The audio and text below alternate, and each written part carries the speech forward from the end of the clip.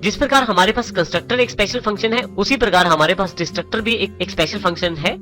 जब भी किसी क्लास का ऑब्जेक्ट खत्म हो जाता है या स्कोप से बाहर हो जाता है, तो उस केस में डिस्ट्रक्टर को कॉल किया जाता है।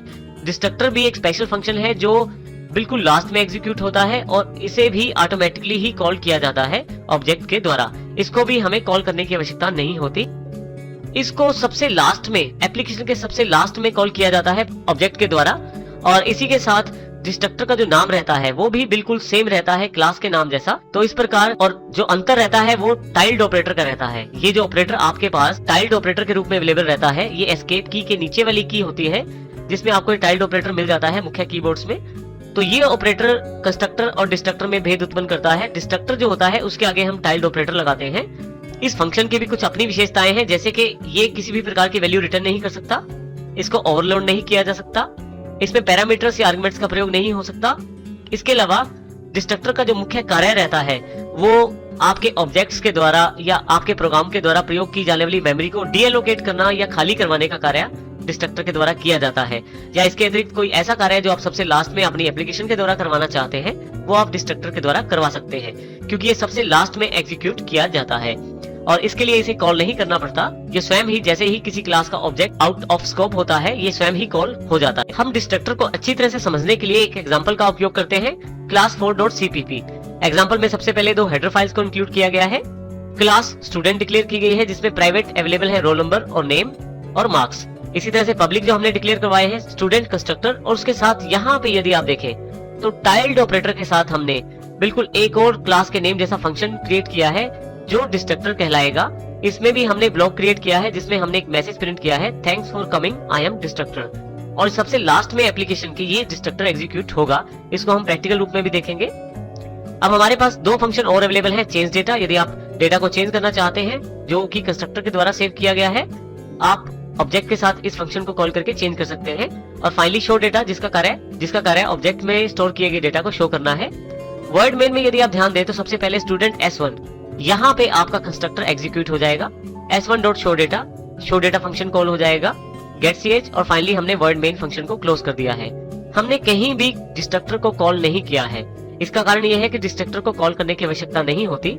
जैसे ही ये प्रोग्राम आपका खत्म होता है या आपका ऑब्जेक्ट आउट ऑफ स्कोप होता है, आपके पास क्लास का डिस्ट्रक्टर स्वयं ही एग्जीक्यूट हो जाएगा। क्लास 4.cpp से हम प्रैक्टिकल रूप में इसको देखते हैं। यहाँ हमारे पास क्लास 4.cpp प्रोग्राम अवेलेबल है, जिसमें सबसे पहले 2 हेडर फाइल्स, उसके पश्चात क्लास स्टूडेंट जिसमें हमने इंटीजर रोल नंबर, नेम और मार्क्स लिए हैं, कंस्ट्रक्टर जिसके द्वारा हमने ऑब्जेक्ट में डेटा स्टोर किया है। यहाँ देखें टाइल्ड ऑपरेटर के साथ हमने एक डिस्ट्रक्टर डिफाइन किया है जो सिर्फ एक मैसेज प्रिंट करवाता है, thanks for coming, I am destructor. Word change data के नाम से हमने एक फंक्शन बनाया है। यदि आप डेटा को चेंज करना चाहते हैं तो ऑब्जेक्ट के साथ इसे कॉल कर सकते हैं। फाइनली शो डेटा का जो कार्य रहता है वो स्टोर किए गए डेटा को शो करना है। यहाँ पे हमने अपनी क्लास की डेफिनेशन समाप्त की है। अब हम वर्ड मेन की जानकारी लेते हैं। वर्ड मेन में सबसे पहले यहाँ पे हमने स्टूडेंट का S1 ऑब्जेक्ट क्रिएट किया है। यहाँ पे S1 ऑब्जेक्ट क्रिएट करते समय आपका कंस्ट्रक्टर कॉल हो जाएगा। उसके साथ यहाँ पे S1.showData, शो डेटा के द्वारा आप S1 में स्टोर किए गए डेटा को देख सकते हैं। फाइनली getCH, और यहाँ पे मेन फंक्शन क्लोज कर दिया गया है।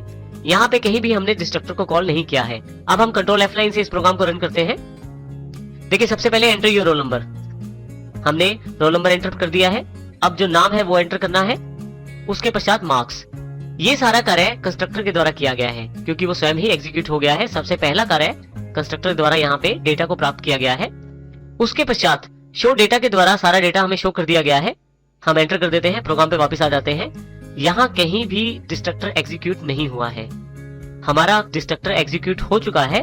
अब यदि हम अपने आउटपुट को दोबारा देखें ऑल्ट F5 के साथ, ऑल्ट की के साथ F5 प्रेस करें, तो आप देखेंगे कि सबसे last line thanks for coming, I am destructor, जो पहले यहाँ पे नहीं अवेलेबल थी वो भी आ गई है। क्योंकि जैसे ही हमारा प्रोग्राम खत्म हुआ, हमारा ऑब्जेक्ट आउट ऑफ स्कोप हुआ, हमारे पास ये लाइन प्रिंट हो गई थी।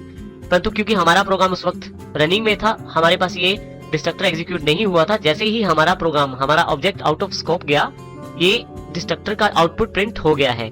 इस प्रकार डिस्ट्रक्टर को कॉल करने की आवश्यकता नहीं रहती। डिस्ट्रक्टर स्वयं ही सबसे लास्ट में एग्जीक्यूट होता है और वो कार्य जो हम सबसे लास्ट में करना चाहते हैं उसको डिस्ट्रक्टर के द्वारा करवा सकते हैं।